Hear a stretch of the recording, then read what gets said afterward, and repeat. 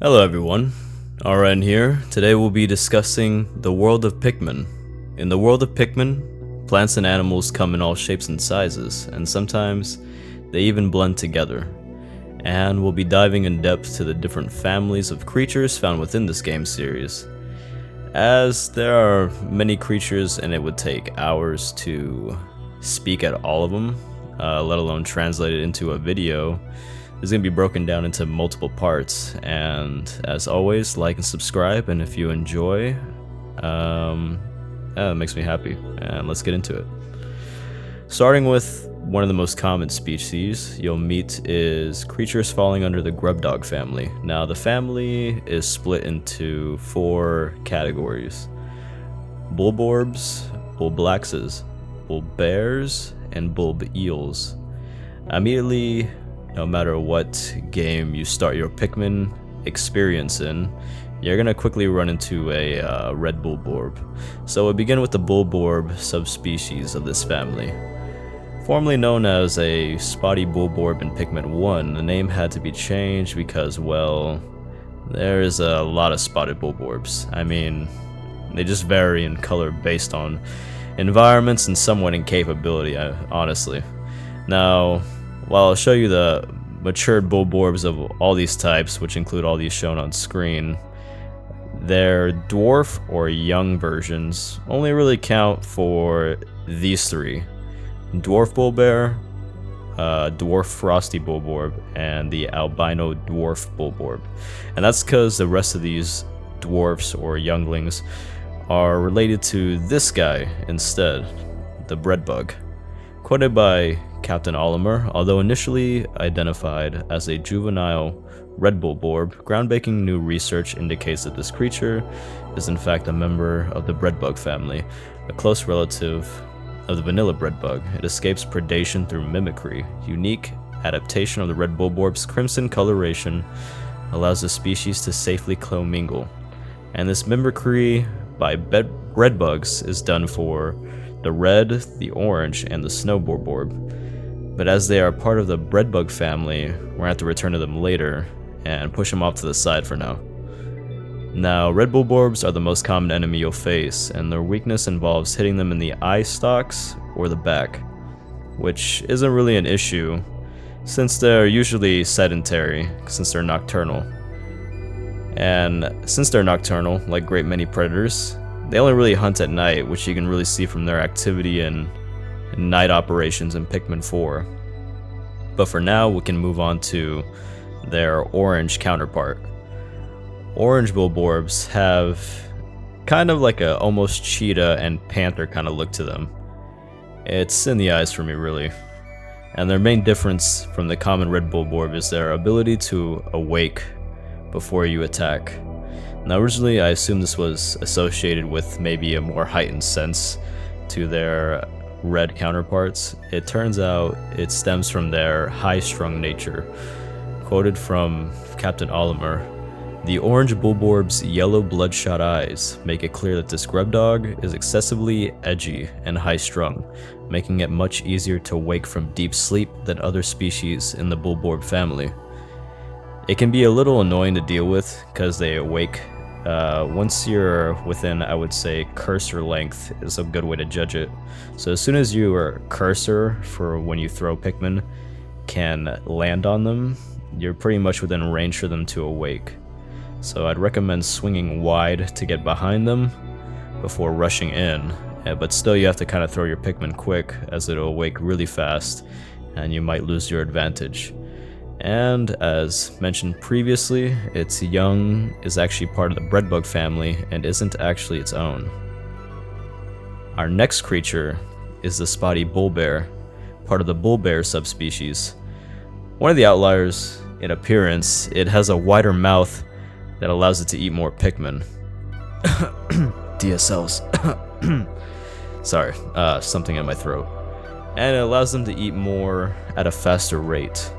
Combine that with them having more health and that it never really sleeps and is usually patrolling whatever map or cave you're exploring in, while being surrounded by its little vermin that surround it constantly. it becomes one of the tougher ones to face and not lose Pikmin.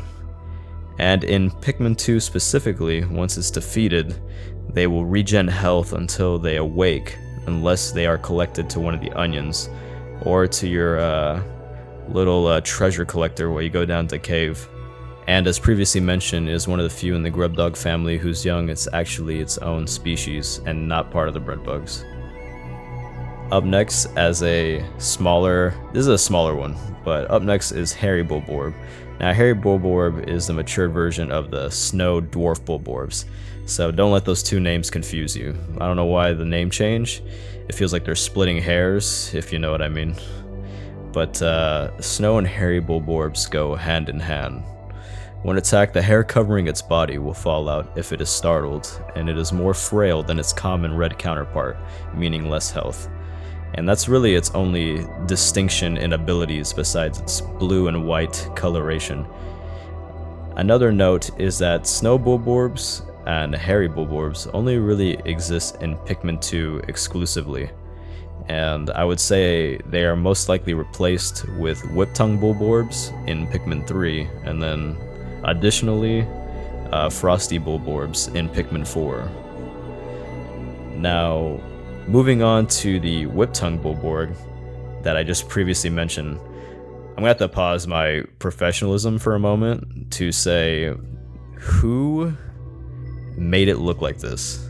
'Cause look at him. I mean, can you look at how goofy he is? Who thought that screen cap was a good look of him? And this one, I gotta show this one meme made by a fan of a Pikmin, cause I think it was so funny, and it's super disrespectful to give this guy the gag glasses. But I mean, honestly, like, how could you not expect people to meme this Bulborb when you make it look like that? I mean, honestly, I gotta get back on track. The Whip-Tongue is different from others in its family due to its elongated snout and its anteater-esque tongue, and it's theorized it might have evolved that way to reach prey in higher places, but it's also known to attack prey like all other Bulborbs by using its fangs when it's young, and then grows into using its tongue to hunt, so that's not fully solid yet. Despite roasting its goofy appearance, it is actually one of the more dangerous ones, and it will eat your Pikmin very fast. I've actually had a really hard time with them while playing Pikmin 4 in the night operations when you hunt at night. And it only appears in 3 and 4 since it's brand new, and it has no dwarf version yet in the game. The next addition would be the Frosty Bulborb in Pikmin 4. It has intercellular stores of sugar, amino acids, and organic acids to provide it with a plant-like resistance to freezing. And in my opinion, it's one of the best aesthetics for an enemy in the game. The ice surrounding its midsection can be melted so that other types of Pikmin may attack it besides the ice Pikmin, but until then, that's all you have to work with. And as a final note, it is one of the few subspecies whose young is actually its own. But now that we've gotten all the Bulborbs out of the way, up next we have the Bulblaxes. Bulblaxes are a separate species in the grub dog family that are larger, rarer, and typically more difficult to challenge. And the first one is the Fiery Bulblax, an uncommon enemy in Pikmin 2 and 4. Its melted appearance can be attributed to its cells. Logged by Captain Olimer, bodily excretions of a highly flammable waxy substance interact with the cell structure of this grub dog's skin, causing a chemical reaction that produces extremely high temperatures. The skin benefits from a spongy cell structure that diffuses surface heat, protecting the creature's inner organs. The fire engulfing its body can be extinguished if it's led to a body of water, so you can use other Pikmin besides fire to attack it. But it is important to note that in Pikmin 2, if you use the stone spray or the bitter spray to freeze it, it can still burn you through it if it hasn't been put out, so be careful with that.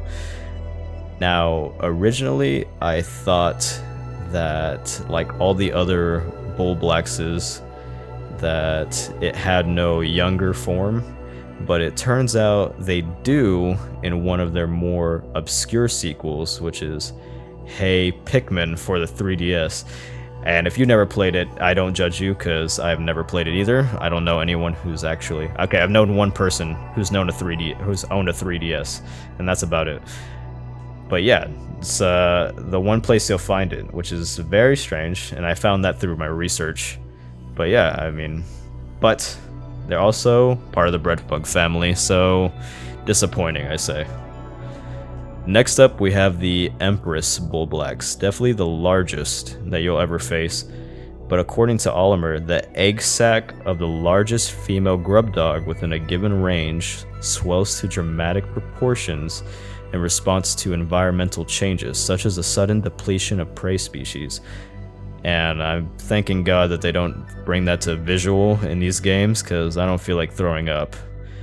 One could be seen giving birth to larvae in Pikmin 2, and the young will attack you immediately. I don't know how they're so capable coming out of the womb, but I mean, it's impressive. Its usual defense besides that is rolling around, and sometimes they cause rocks to fall from the cave roof, and they may land on you, but you're safe if you're back at your start point, because you usually spawn right in front of it. Its weak point is its face, and in my opinion, it's one of the easiest bosses you'll face. This specimen also brings up complexity to the grub dog family, as it shows they are capable of an ant-like colony. By Olimer, these females temporarily take on the role of pack matriarch. Also in pack formation, it has been observed that nearly all males not involved in species reproduction undergo natural sex changes. So they are gender fluid, apparently. Who would have thought? Our final Bull Blacks is the Emperor Bull Blacks. It's the final boss in Pikmin 1, where it's really big, bad, scary, you know. And then it's apparently a bitch in Pikmin 2, where it's weaker than the fiery Bull Blacks, and it's smaller, it got a little more fun size. And then, out of embarrassment, it goes to the gym for Pikmin 4 to be a Chad again, and then shows the sovereign Bull Blacks. But don't get me wrong, they can be a challenge no matter where you face them. Their only weak point is their face, and maybe getting them to eat a bomb rock. And they have an annoying habit of being really good at long jump. Not to mention how many Pikmin they can eat in one attack, and then they become a pretty formidable foe. And I would say it is another standout beast within the game series aesthetically. Also, no Youngly form, sadly, unless you count their Pipsqueak form in Pikmin 2. Now, these next ones I saved for the end because of how much of an outlier they are. Up first is the Water Dumples. These are part of the Ichiosa subspecies of this family, but they are still technically a grub dog. And they have the same ancestry with them, you know, they're like the cousins. Water Dumples are one of the most common enemies also in the game, and they're defeated pretty easily if you just swarm them. They can be found on land and in the water, and they hunt by smell on the account of lacking eyes, and it eats insects that land on the surface of the pools of water they're in, until they want to eat you, that is. There is a variation called the Long Water Dumple, but that is a boss in Hey Pikmin that is kind of like an eel, and every time I see gameplay footage from the 3DS translated into a video, I want to cry. You bounce off the front of his little hairs you see there, and you punch him in the tailpipe, alright? That is pretty much how that fight goes. But that is all for these two distant cousins.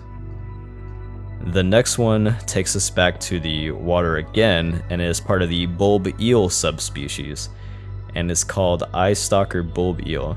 It is also from Hey Pikmin, so prepare your eyes for the footage. It isn't fully seen, but it is extremely long and tries to become an aquatic worm form of Tremor and attempt to swallow your Pikmin whole from underneath.